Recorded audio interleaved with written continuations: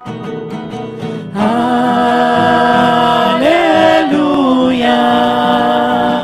aleluya,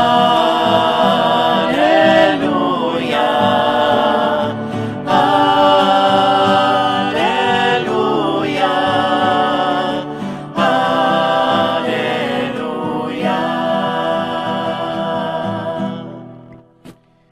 Hemos elegido como lema de este año, María, Madre del Pueblo, esperanza nuestra. La reflexión que les propongo a partir del Evangelio es cómo María es esperanza para todos nosotros. Voy a partir, igual que anoche, de un hecho que me golpeó bastante, me hizo pensar también mucho, que, como les decía, es la muerte de la hermana Soledad, esta hermana que trabajaba en el hospital y que al pie del cañón, hasta el final, no obstante tener problemas cardíacos, quiso acompañar a las enfermeras hasta el final, cuidándose y todo, pero se contagió y murió de COVID. Y eso me sugerían dos cosas, para después iluminarlo desde María. Primero, yo creo que la Iglesia después de esta pandemia va a tener que pensar en la canonización de personal sanitario, porque vamos sabiendo de muchos testimonios de médicos que, bueno, al pie del cañón también hasta el final. El otro día me impresionaba un médico joven que murió, se infectó, era sano, dicen, 47, 48 años. También personal de seguridad ha muerto, ¿no es cierto? ¿Por qué? Porque seguramente en sus conciencias pensaron, Dios protégeme, Virgen Santísima, protégeme, pero no se echaron atrás, estuvieron en su servicio hasta el final y entregaron la vida. Y eso es muy noble. Es signo de que hay reservas en nuestra sociedad, hay reserva de valores morales, de valores que vienen del Evangelio al final. Esa era una de las cosas que me hacía pensar la muerte de la hermana Soledad, fiel a su servicio hasta el final. Y la otra cosa, como les decía anoche, que me impresionó, es que, bueno, yo iba a almorzar con las hermanas, compartía y ella hacía la comida, hacía postres muy ricos, y de pronto al hacer el responso y ver sus cenizas, me impresionó mucho porque dije, ¿estamos hechos para esto? Es decir, ¿la vida termina en cenizas? Como dice el Génesis, ¿no es cierto? Eres polvo y al polvo volverás. Si esto es nuestra vida, y la verdad que vale muy poco, es muy frágil. Entonces, es ahí cuando uno repiensa la propia fe, ¿no es cierto? Y entonces, lo primero que se me venía es esto. Sí, el proyecto sin Dios de esta vida termina en cenizas, seguro. El proyecto sin Dios de esta vida termina en cenizas. ¿Y cuál es el proyecto de esta vida? Sin Dios. Y es el proyecto del placer, del tener y del poder. ¿Para qué vivo? Buscando poder, buscando tener mucho como fin y pasarla bien. Y es un proyecto que atrae porque es sensible, es concreto, ¿no es cierto? Mucha gente nos diría, ¿a qué me venís a hablar de Dios? Que eso es espiritual, no lo veo ni lo toco. ¿Por qué voy a generar un proyecto de vida en torno a eso? Y es cierto, el proyecto como fines, ¿no? Porque el poder es para un servicio, el placer se puede tener un placer virtuoso, ¿no es cierto? Y el tener también se puede tener para vivir dignamente, pero el problema es que se toma como fin. Y uno dice, es evidente que todo eso queda en cenizas, porque las cenizas no tienen poder, es debilidad. Las cenizas no tienen placer y las cenizas no tienen dinero. Quiere decir que ese proyecto del más acá, con el cual mucha gente vive y opta, termina en cenizas. Y entonces pensaba, bueno, Señor, vos dijiste, vos resucitaste, nosotros vivimos por eso, y por lo tanto vos nos prometés una vida trascendente. entonces sí nuestra vida tiene sentido. Si hay una vida trascendente, nuestra vida tiene mucho más sentido. Es difícil que nuestra dignidad humana, cristiana, termine en eso. Y entonces uno, evidentemente, como decía la oración colecta, piensa en la resurrección del Señor, que es nuestra propia resurrección. Pero también, junto con eso, yo quería ser realista, ni siquiera me quería engañar a mí mismo que puede ocurrir eso, ¿no es cierto? Decía, bueno, pero sin embargo no creemos en este proyecto. No creemos, porque si no, nuestra vida en este mundo sería muy distinta. Este mundo sería muy distinto si creyéramos en la resurrección del Señor. Y ahí está María. Ahí está María. ¿Cómo la madre sabe que por más que estemos bautizados, no creemos para que alcance un proyecto de vida? Decimos, sí, yo creo en la Virgen, la tengo en mi conciencia. La religión de la conciencia no sirve para nada. Si no impregna la vida, si no genera un proyecto de vida, no sirve. Y entonces la madre, que sabe que no creemos mucho en una vida trascendente, se aparece.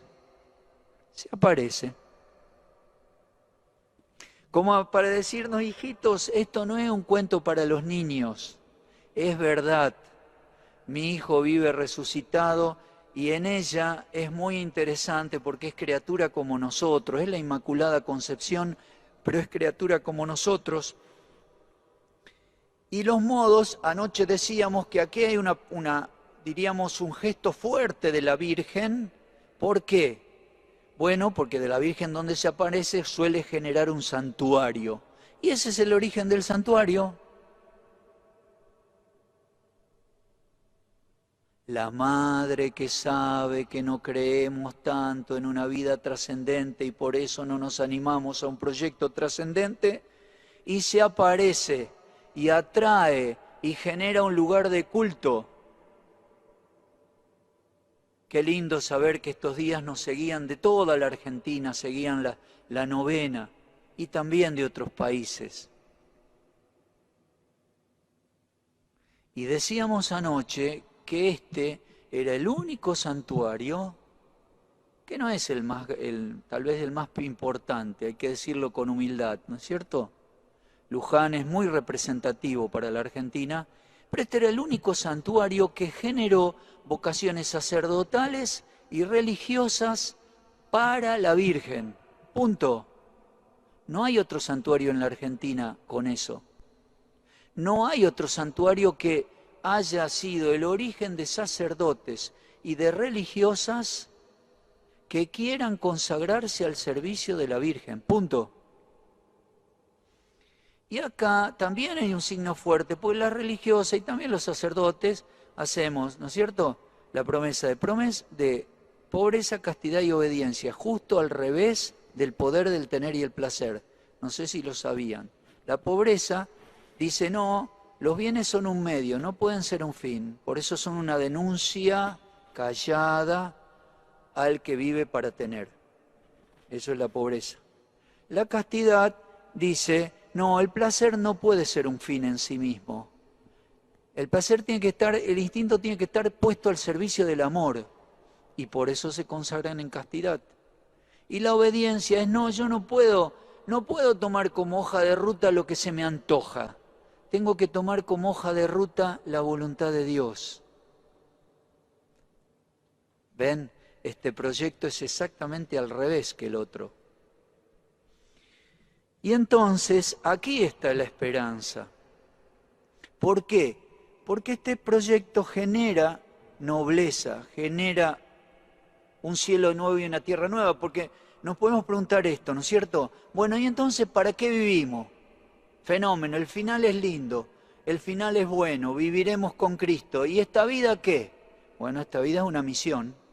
¿Y para qué? ¿Y cuál es la hoja de ruta? Bueno, la hoja de ruta es el Evangelio. Por eso, fíjense, María, como lo proclamamos recién en la Anunciación, ¿qué hace? Ese es el inicio, esa es la génesis, hay que tenerlo muy en cuenta. Estaba reflexionando la palabra de Dios. Ahí entra Dios en la conciencia, ¿no?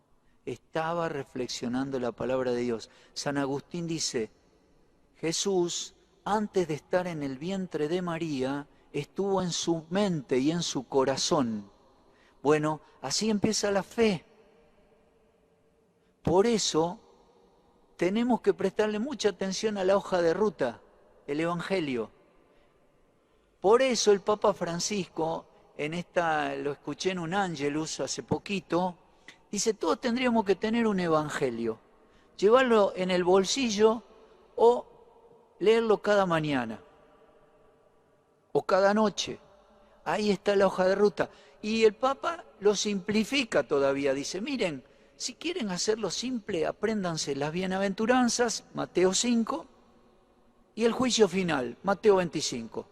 Tú veas, ¿no es cierto? Felices los que tienen hambre y sed de justicia, felices los que trabajan por la paz, felices los que lloran, ¿no es cierto? Porque Dios será su consuelo. Y Mateo 25, tuve hambre y me diste de comer, tuve sed y me diste de beber, estaba peregrino y me alojaste, estuve preso y me visitaste. Dice, apréndanse esas cosas y ya está todo el Evangelio, nos dice el Papa. Entonces, ¿qué hacer para esta vida? Tomar como hoja de ruta el Evangelio. Esa es la hoja de ruta de nuestra misión en esta vida. Y eso genera entrega, ¿no es cierto? ¿Qué otra cosa tenemos que hacer? A mí me parece que en esta cultura, y lo tomamos de María y José, María, el nacimiento. Después de la Anunciación vino el nacimiento. María recibió la vida, la recibió. Imagínense, y después todavía María y José huyeron a Egipto porque lo querían matar a Jesús. Imagínense si Jesús no nacía. Todavía estábamos en nuestros pecados, sin hoja de ruta, perdidos, extraviados, sin saber para qué vivir, para quedar hecho polvo. En cada nacimiento hay un proyecto de Dios. Cada persona que nace es un proyecto de Dios para bien de la humanidad. Así fue Jesús, así fue María, así fue José, así es cada uno de nosotros. Quiere decir que somos proyecto de Dios. Cuando nacimos, cuando Dios nos regaló la vida, Dios pensó hacer algo bueno con nosotros. Algo bueno tenemos que hacer en este tiempo. Cada uno de nosotros con sus cualidades, con sus capacidades tan personales, ¿no es cierto? Y ahí entonces viene cuidar la vida en todos sus aspectos, no solo la naciente. Por ejemplo, hay que cuidar la vida de los adolescentes y de los jóvenes para que encuentren en Jesús el camino, la verdad y la vida, y pobrecitos no se pierdan en el alcohol y la droga. ¿Cuántos lugares la Iglesia está tratando adolescentes y jóvenes que pobrecitos se han quemado las neuronas con la droga y ahí se les acaba la vida, pobre? Entonces, cuidar la vida de los jóvenes y de adolescentes, pero también cuidar la vida de los más vulnerables, de todos. Fíjense, y aquí viene el amor social, ¿no? Es decir, en esto que es cuidar la vida, viene el amor social. El Papa lo está desarrollando en sus catequesis de los miércoles. No tenemos que tener miedo de decir que el Evangelio entra en la conciencia, se tiene que transformar en estilo de vida y después entrar en las instituciones. El Evangelio tiene que entrar en la familia, el Evangelio tiene que entrar en la escuela, la hoja de ruta. Tiene que entrar en la política, la hoja de ruta. Necesitamos un amor social que integre a todos. Por eso el Papa en la ONU, ayer, estos días, ¿qué dijo? Yo les pido que generen planes económicos que integren a todos, que achiquen las diferencias entre los que tienen y no tienen. Hay un pequeño grupo en el mundo que agrupa la mayoría de las riquezas. Hay estadísticas sobre eso.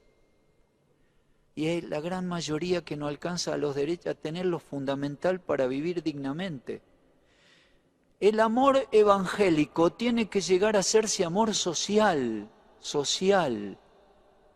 No hay que tener miedo de decirlo. El evangelio no se queda en la conciencia. De la conciencia pasa al estilo de vida y del estilo de vida tiene que impregnar la sociedad. Y entonces así sí, empezamos a crear un cielo nuevo y una tierra nueva. Una vida más habitable para todos, más vivible, ¿no? Finalmente tomo el último aspecto de las bienaventuranzas de Jesús, que es la hoja de ruta. Felices los que tienen hambre y sed de justicia. Tenemos que amar la justicia, tenemos que proteger la justicia. Y la justicia también tiene que ver con lo distributivo, ¿no? Que todos tengan cada uno lo que necesitan. Es interesante, y termino con esto, por eso felices los que tienen hambre y sed de justicia, trabajar por la justicia, porque si no hay justicia todo va a ser lo mismo, entonces va a ser lo mismo el bien que el mal, va a ser todo lo mismo. Me acuerdo, ustedes saben que es dogma de fe, ¿no es cierto? El juicio final, purgatorio, infierno, cielo. Es dogma de fe. Quien no lo cree no está en la fe católica. Y muchos decían, no, pero si Dios es bueno, no va a haber nada. Y el Papa Benedicto, en un documento muy bueno que se llama Spe Salvi, yo lo menciono muy seguido, Spe Salvi, dice, no. El juicio final es exigido por la justicia de Dios. Dios es bueno, pero es justo. Va a haber un juicio final porque Dios es bueno, pero es justo. El juicio final está exigido por la justicia de Dios. Y Dios es bueno, pero es justo. Por eso María, queridos hermanos, nos marca el camino. Ella es madre, ¿no es cierto? Y la madre no puede estar lejos de los hijos. Por eso aquí de alguna manera se manifestó, miren lo que originó hace 37 años. Y no solo Paredes, hombres y mujeres que se consagraron para esto. Y miren lo que originó, yo me acuerdo el año pasado, voy terminando, que el festejo coincidió con una huelga general. Dijimos, no va a haber nadie, porque se prohibía la circulación. La gente se avivó, vino antes, vino después, y teníamos 80.000 personas en el campito igual. La Virgen que atrae a su Hijo Jesucristo. Entonces, en síntesis, María nos indica que la hoja de ruta es Jesús, y a Jesús lo tenemos que asimilar por el Evangelio, lo tenemos que manifestar por el amor social que integre a todos, y también por el hambre y sed de justicia, para que haya equidad. ¿Por qué? ¿Por qué? Es muy importante este tema. Los papas lo han tratado siempre en la Jornada Mundial de la Paz. Y San Juan Pablo II decía, en una de esas jornadas, ¿quieres la paz? Defiende la justicia. ¿Quieres la paz? Trabaja por la justicia. Claro, si hay diferencias, si hay gente que no es integrada al sistema, si gente queda fuera de la educación, queda fuera de una vida digna, y eso genera violencia. Y es la explicación de por qué nuestra sociedad es violenta. ¿Ven? No es que si yo, por ejemplo, no trabajo por la justicia es indiferente, no trabajo para la equidad, para integrar a los más vulnerables. No, si yo no trabajo para integrarlos, eso va a generar violencia. Por eso todos queremos una sociedad pacífica, ¿no es cierto? Por eso es importante trabajar por lo diríamos la justicia distributiva, que cada uno, que las cargas y los beneficios sean cargados de acuerdo a la capacidad que todos tenemos. Algunos tienen más capacidad, pueden cargar más. Otros tienen menos capacidad, pueden cargar menos. Algunos hemos tenido más oportunidades en la vida, tenemos más responsabilidad. Hay otros que han tenido menos posibilidades en la vida, los tenemos que integrar, los tenemos que promocionar, por la educación, por el trabajo, ¿no es cierto? Entonces, María, en síntesis, le damos gracias a la Virgen, ¿no es cierto? Le damos gracias.